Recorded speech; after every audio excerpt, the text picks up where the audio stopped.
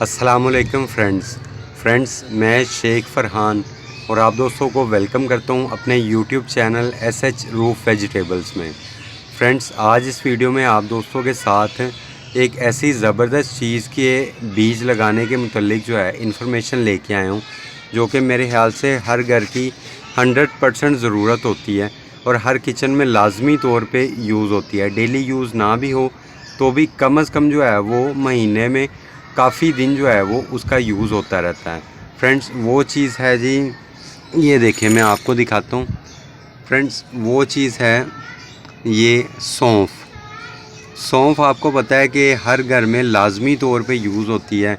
बाज़ लोग जो है इसको चाय में डाल के यूज़ करना पसंद करते हैं, बाज़ लोग इसको पानी में जो है वो बॉयल करके यूज़ करना पसंद करते हैं एज़ आ कावा। और ये आप जानते हैं कि ये काफ़ी जगह पे जो है ना इसका यूज़ हमारे किचन वगैरह में होता रहता है।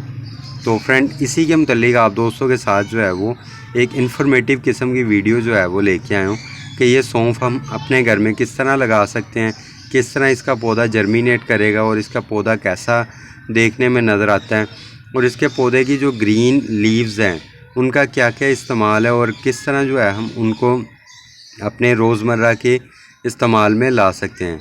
तो फ्रेंड इसी सारे मामलात के ऊपर ये इन्फॉर्मेशन जो है ये आपके सामने लेके आया हूँ। तो अगर आप इस वीडियो को पसंद करें तो इसे लाजमी लाइक कीजिएगा और चैनल को भी सब्सक्राइब करके ऑल के बटन पे प्रेस कर लीजिएगा। चलें फ्रेंड आपको अब ये लगा के दिखाते हैं कि किस तरह हम लोग जो है इसको अपने घर में बड़े आराम के साथ जो है वो ग्रो कर सकते हैं। फ्रेंड्स सबसे पहले आप दोस्तों ने ये चीज़ ज़हन में रखनी है कि जब भी आप लगाने लगें सौंफ हो या कोई भी किसी भी किस्म का बीज हो, तो आपने पहले लाजमी तौर पे कोशिश करनी है कि इसको किसी छोटे गमले में जो है वो एज़ आ पनीरी लगा लिया करें।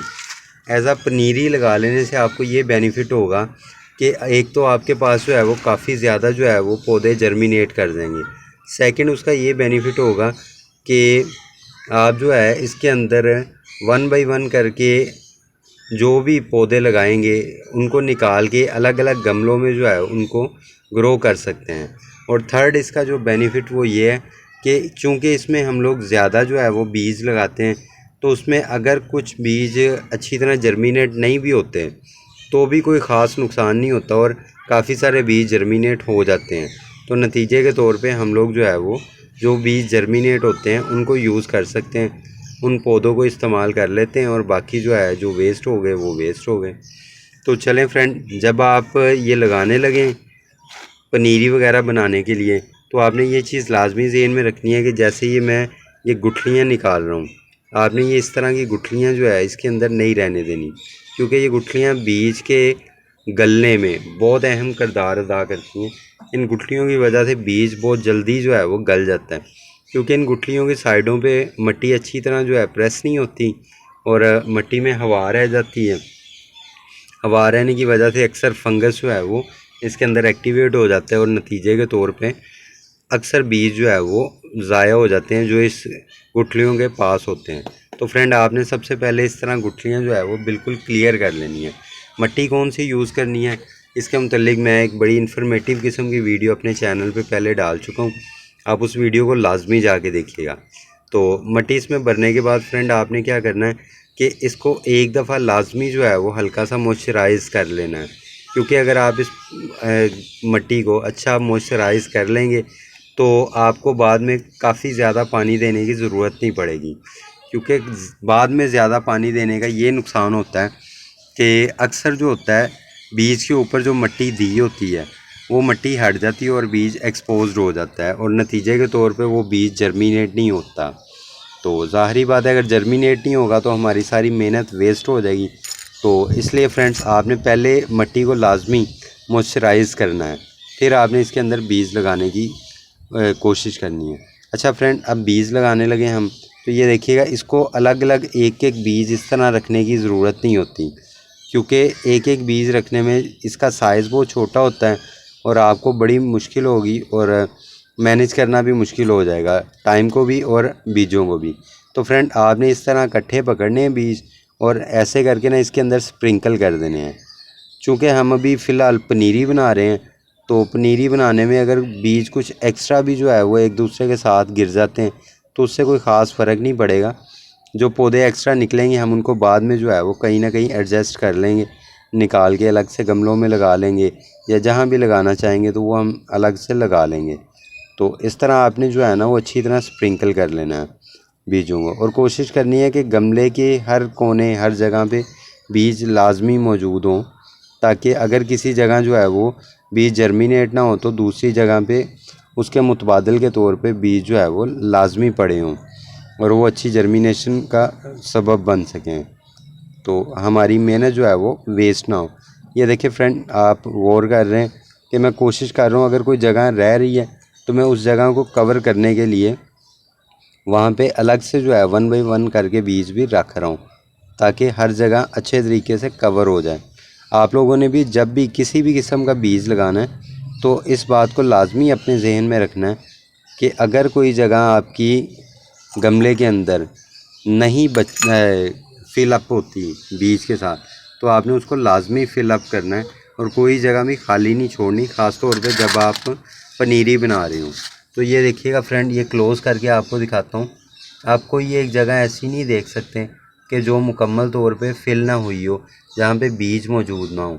और ये देखें, ये जहाँ पे एक दो बीज इकट्ठे हैं उससे नुकसान कोई नहीं है, वो इनमें से अगर कोई जर्मिनेट नहीं भी होगा तो उसकी जगह दूसरा बीज जर्मिनेट हो जाएगा और नतीजा हमारे लिए अच्छा ही बनेगा।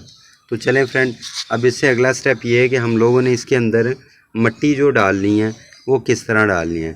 तो फ्रेंड, मैं अक्सर वीडियोस में आप दोस्तों को समझाता हूँ कि जो भी बीज आप लगाएं उन बीजों के ऊपर जब आप मट्टी डालें तो ये बात जहन में रखिएगा कि अगर बीज का साइज़ 1 सेंटीमीटर है तो उसके ऊपर मट्टी की लेयर भी 1 सेंटीमीटर ही होनी चाहिए, उससे ज़्यादा आपने लेयर नहीं बनानी, क्योंकि अगर आप उससे ज़्यादा लेयर बनाएंगे तो वो बीज अंदर ही गल जाएगा और वो जर्मिनेट होके बाहर नहीं निकल पाएगा।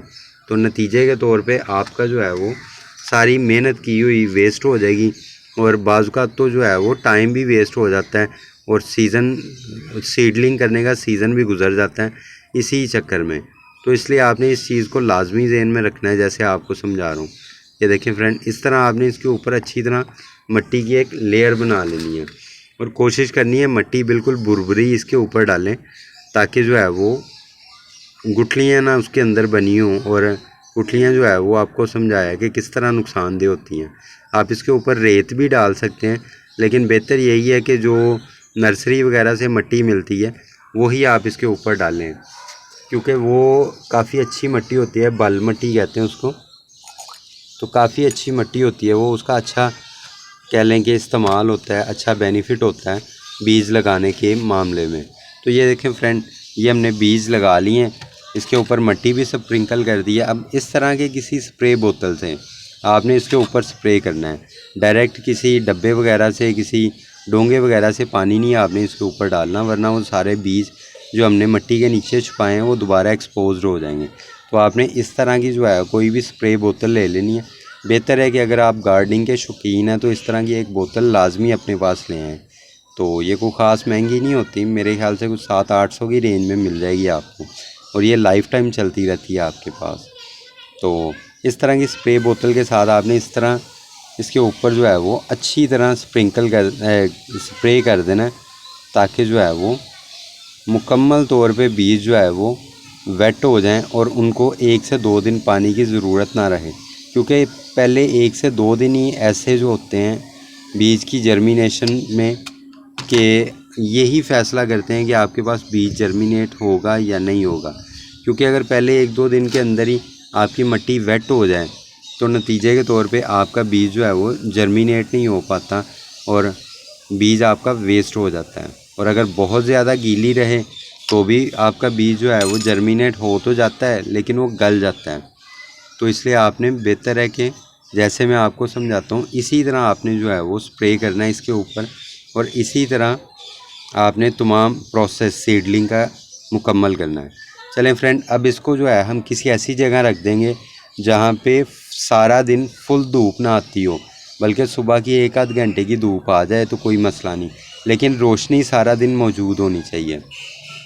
जब इसके अंदर बीज जो है जर्मिनेट हो जाएंगे और पौधे 1 से 1.5 इंच के हो जाएंगे फिर हम इसको थोड़ी ज़्यादा धूप देना शुरू करेंगे। अभी फ़िलहाल जैसा आपको बताया कि सारे दिन फुल रोशनी में मौजूद होना चाहिए, लेकिन 1 से 1.5 घंटे की धूप से ज़्यादा धूप ना इसको मिले। तो उम्मीद करता हूँ फ्रेंड्स आप लोगों को ये सारा प्रोसेस अच्छा लगा होगा। अगर वीडियो अच्छी लगी है तो इसे लाजमी लाइक कीजिएगा और चैनल को भी सब्सक्राइब करके ऑल के बटन पे प्रेस कर लीजिएगा। शुक्रिया। अल्लाह हाफिज़।